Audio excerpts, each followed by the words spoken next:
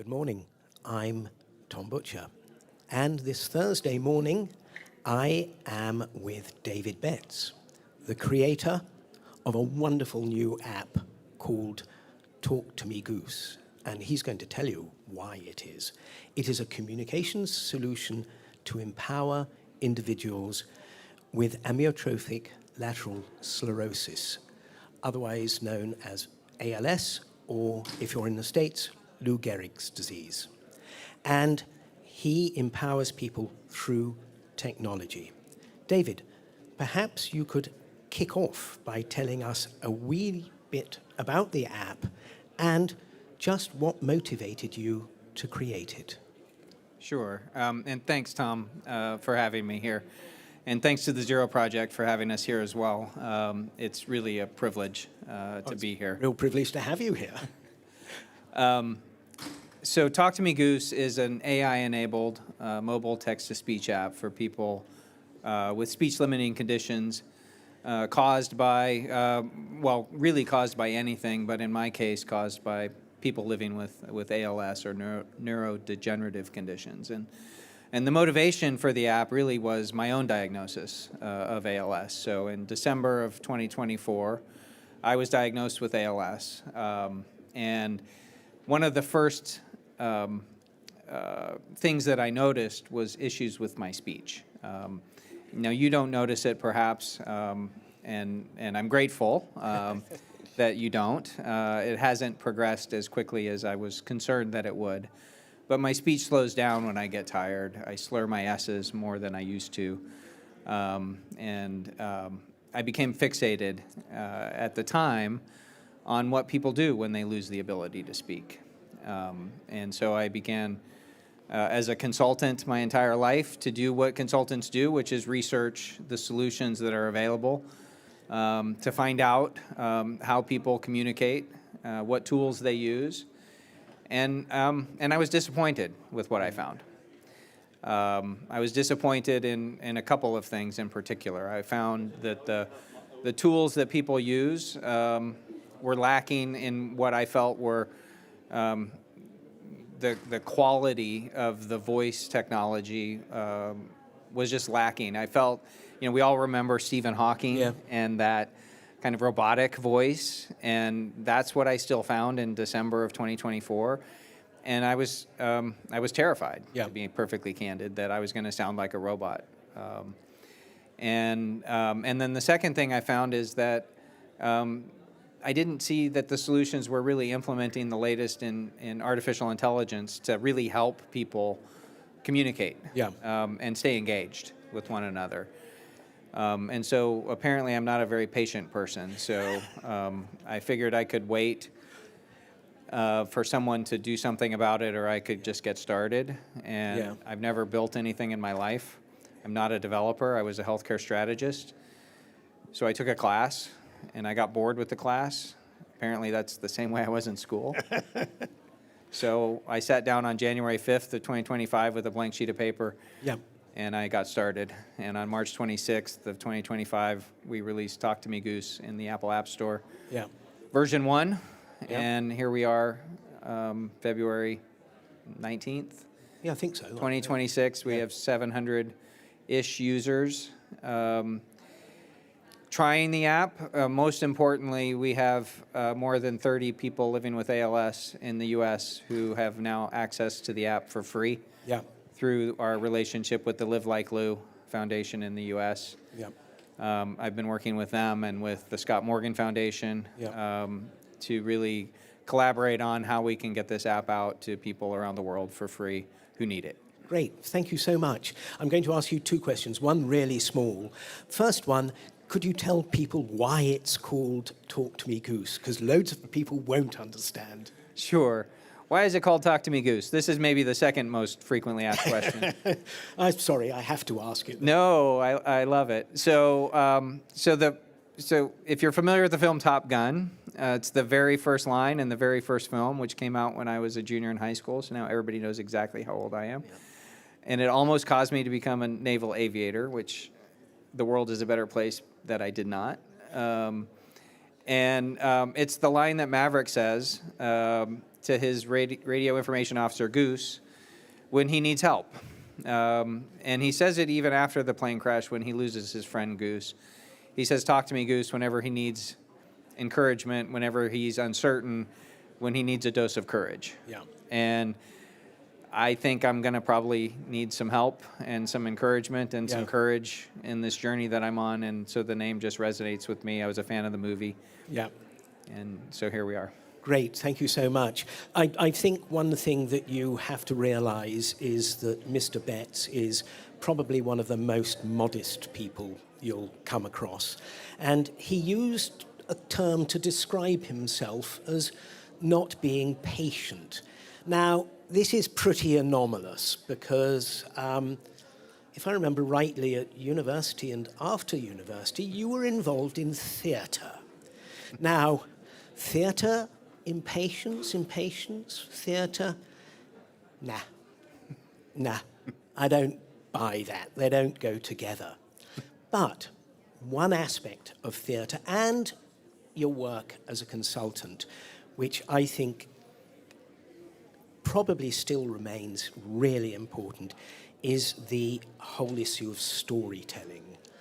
Can you tell us how storytelling fits in and is integrated with what you're doing, how you've got as far as you have, and going forward? Sure. So just a little bit of background. So I did study theater as an undergraduate and a graduate student. I have a Master's of Fine Arts. There you go. There you go. I have a checkered past, Tom. Oh, yeah. And I also have an MBA. Modesty. From Carnegie Mellon. I was also on the faculty at Carnegie Mellon for a while in the School of Drama. So my checkered past is showing. But storytelling is always been a core part of who I am. It's how I made a successful career as a consultant. I always told people that my job as a consultant was to tell stories to clients and help them envision a future that was different than the present. Yeah. And executives don't make change in their organizations unless they're invested emotionally in the possible outcome. Yeah. And you do that through storytelling. And so storytelling has always been a core part of who I am. And when I first started on this journey, part of it was about how do I continue to tell my story in my own words, in my own voice. What tools can I use to do that? Yeah. And then, quite honestly, one of the first families that I engaged with around the solution that helped me had young kids. Yep. And they helped me make some decisions about design choices in the solution and understand what people need when they're using an eye gaze device, for example. And they sent me a picture. So part of the app is Merlin. It's the AI agent that helps accelerate communication. And they sent me a picture of Darren using the app, and he had his youngest on his lap, and the caption was, "Merlin's making him a smooth talker." And I just love that because that was the intention of Merlin, was to make you a smooth talker, was to help and reinforce your communication. And that picture still sticks with me. But the important part of that picture was that I just kept seeing in my head the fact that Darren has young children, and the idea that Darren, because he no longer has his voice and is left to communicate using an eye gaze device and an app, couldn't tell stories to his kids. And I don't have children, but we had a godson, and that's all we did when he was young was tell stories around the dining room table.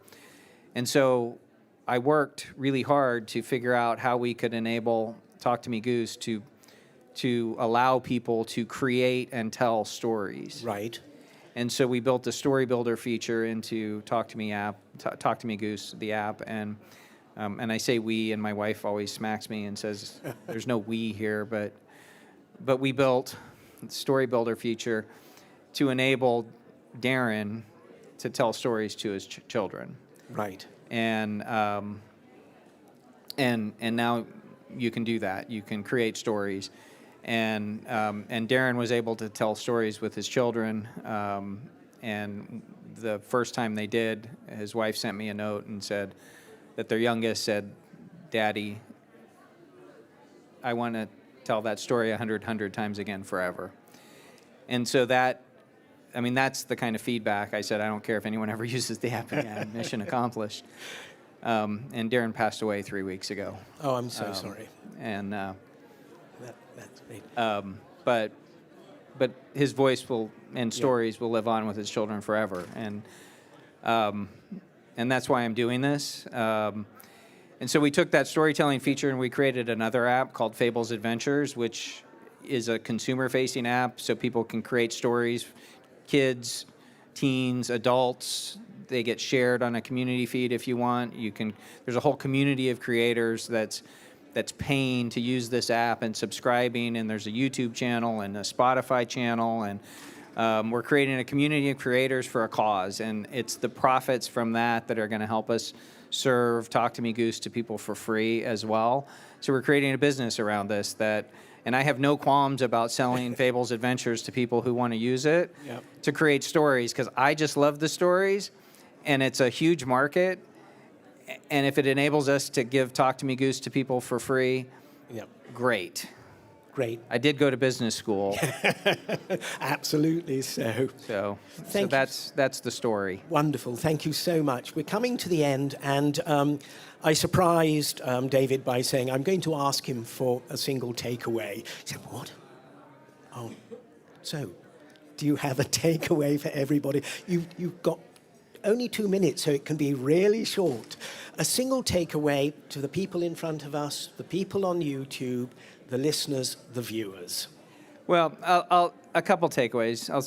I'm a consultant, so everything comes in threes. So, of course. So 3 takeaways. So I'm looking for some global partners.